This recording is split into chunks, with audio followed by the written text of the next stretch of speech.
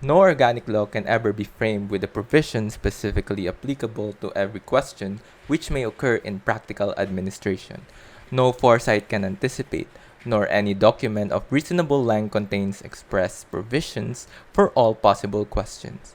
The law was made for one thing alone, for the exploitation of those who don't understand it.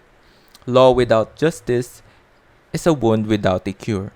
Hello everyone, my name is Bob Paulino and I'm with Ira Son, Patricia Gutierrez, Rainiel Cancho, Paulo Irinco, and Ralph Danyo introducing a case digest of GR number 148147, February 16, 2007, Jessie Gasataya, petitioner versus EDITHA MABASA, respondent.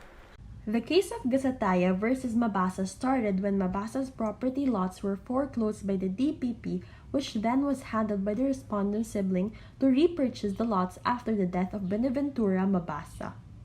Vying for the repurchase of the lots, the respondent decided to partner with petitioner Sabas Gasataya for their obligation to the DPP in certain condition that Sabas Gasataya would administer a construction of fish pond in the lots, pay the respondent 10,000 pesos, and recompensate the acquisition of their lot for 25,000.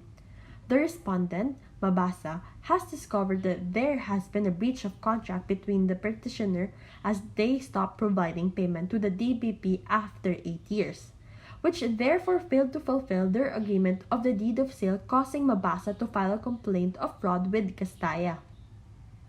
Based on the actual finding with the trial court is that Castaya was found participating in a bidding with the lot, leading to a serious damage to the agreement.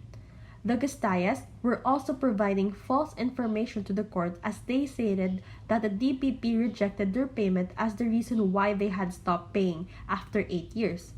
Although there were minimal evidence to claim that their statements were true, therefore leading to a conclusion that they refused to pay the obligation instead. Fraud affected the outcome of the case when Gasataya commits an actual fraud that results from a deliberate deceit committed through the misrepresenting of material facts. The portrayal of Sabas Gasataya that their agreement has been settled. Knowing, omitting, or suppressing a fact is considered fraud in order to gain an advantage or power at the expense of another. As a result, fraud is a justification for reconveyance. In conclusion, Mabasa won the case due to Castaya committing fraud. Therefore, Castaya were ruled by the court through the following outcome. A. Ordering petitioner to reconvey the respondent TCT number T-11720 and TCT number T-11721, both of the Registry of Deeds for the province of Lanao del Norte, upon tender to and receipt by petitioner of the amount of 37,200 pesos. B. Ordering the Registrar of Deeds for the province of Lanao del Norte to procure and cause the transfer and registration of the aforesaid transfer certificates of the title in favor and in the name of the herein respondent Editha S. Mabasa. C.